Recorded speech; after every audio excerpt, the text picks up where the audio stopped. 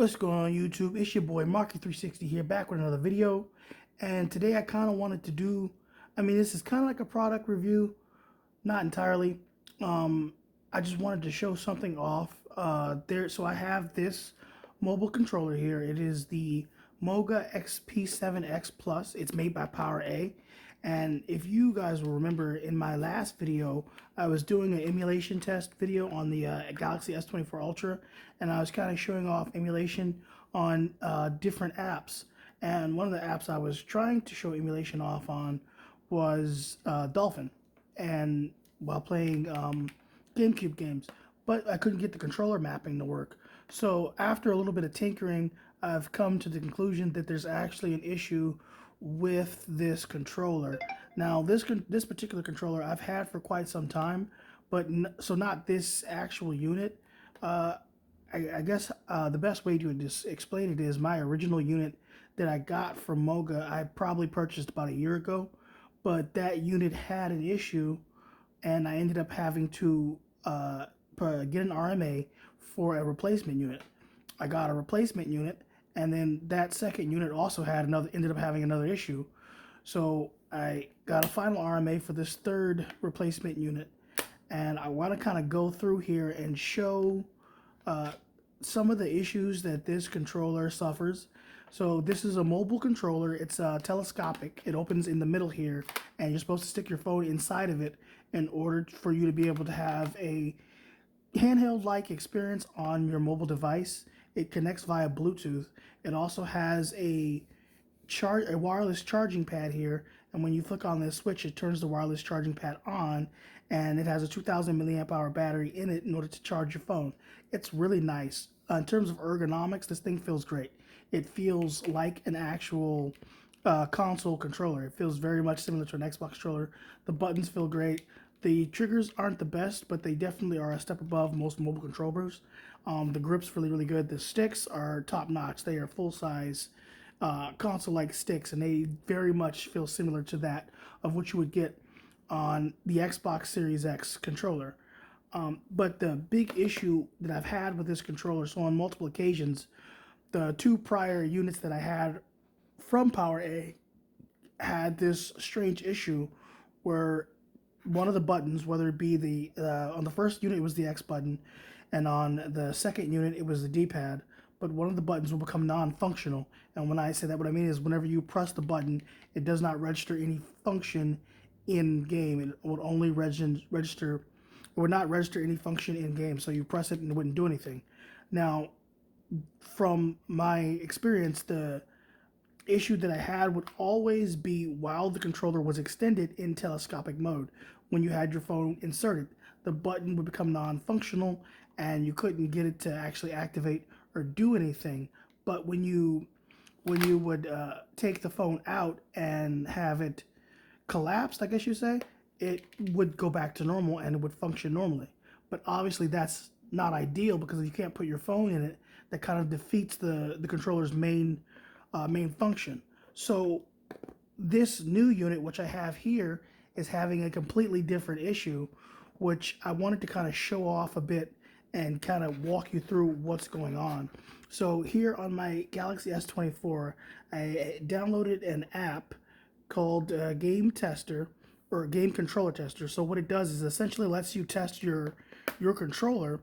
It lets you test all the buttons to see, which ones work and don't work and things like that. So whenever I press A, it registers a press and it shows me pressing A.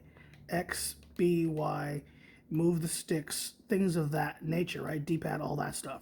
So one of the issues that I'm having when it comes to the controller is when you turn on, you have this switch on the top of the controller here that allows you to turn on the battery function, which allows you to wirelessly charge your controller. When you go and flick this switch on, for whatever reason, it starts to register button presses on the controller. So as you can see, I just turned the switch on, and now if you look on the app I have here, it is registering a left trigger press. and it is constant left trigger presses that are being registered while the charging function is turned on. And that translates into a game as random button presses, which will completely mess up any type of gameplay. As you know, as a gamer, if random buttons are being pressed while you're trying to play, it's going to mess up your gameplay. It also causes an issue specifically with the Dolphin emulator when it comes to mapping the controller. So in order to map your controller, you have to map each button individually. So you have to tap each button in order to map it to what you want it to be corresponded on a GameCube controller. But with it constantly pressing random button presses, you can never actually correctly map it because it's always going to, every time you try to map it, it's going to immediately map the L trigger because that's what it's getting.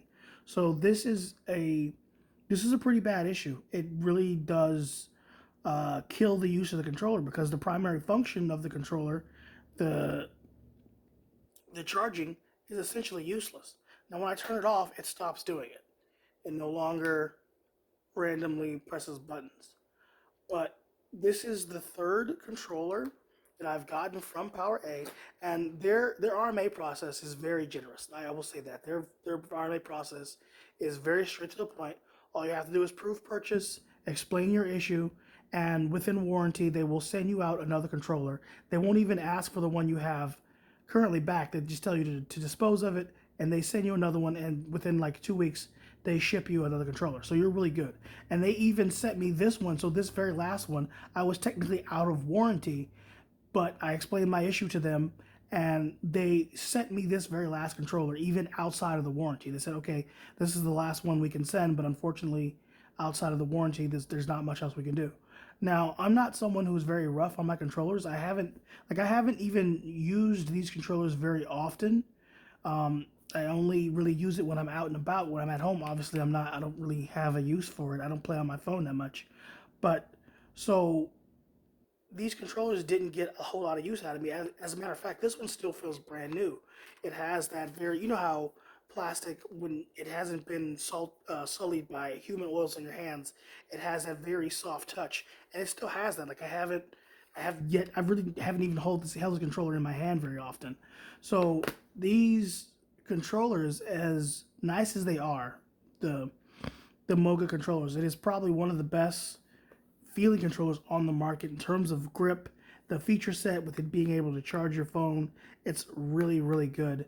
This thing here in the middle is a stand, so if you did want to, say, stand your phone up outside of the controller, you could literally just plop it in this stand like this, and like so, and then it's in the stand, and you're good to go, and you could game like this. But at the end of the day, I've just had so many numerous issues with this controller that I can't recommend it. I really don't. They have to really kind of get a hold of their quality control when it comes to these controllers. I don't know exactly where the issue stems from, but this is the third one in a row. Luckily, I haven't had to pay for each and every one, but it's still an issue where each and every one you get, that some issue crops up on the controller. So I've seen a myriad of reviews of these controllers on YouTube, but you know how most reviewers are. They just kind of go through the feature set, they kind of gloss over the whole controller. They'll tell you, oh, it's great, and out the door. But you never really get like any long-term experience with the controller. I don't know if those other reviewers have had these issues and have updated their reviews or not. But I just wanted to come in here and specifically denote that this controller, as great as it is, it's a very nice controller.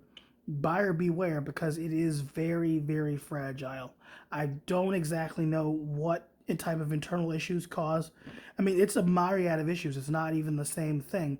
Like I said, on the previous controllers I had, buttons would fail, and they would only fail while it was extended in telescopic mode. I don't know if that is because there is an issue where wires are being pinched or stretched while it's in telescopic mode. I don't know what is causing this, but it is a very it is a repeatable issue. It's something to repeat it, and it's a very strong issue that needs to be worked out by PowerA. But yeah, until that point, I just really can't recommend this controller. As nice as it is, It's just not very usable because of the issues that it suffer, which is disheartening. I really did like this controller, but this one's probably going to end up just going on the shelf.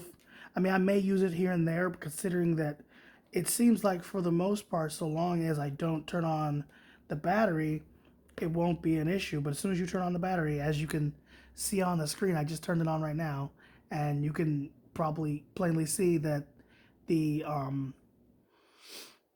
random ghost touches are being recognized by the app. So it is yet again just out of nowhere, just constantly clicking the L button, which is the L trigger, which is just not right. So yeah, that is the issue with the MOGA XP-7X Plus from Power A. I just wanted to make a quick video kind of detailing that problem. I'm probably going to make another separate video going over GameCube emulation again using my backbone controller, so you can actually see how that works. Now that I know what the issue was, I was able to use the backbone with the Dolphin app, no problem. So yeah, just wanted to give you guys a bit of a heads up and an update on that. And everyone take care, and I will see you in the next one.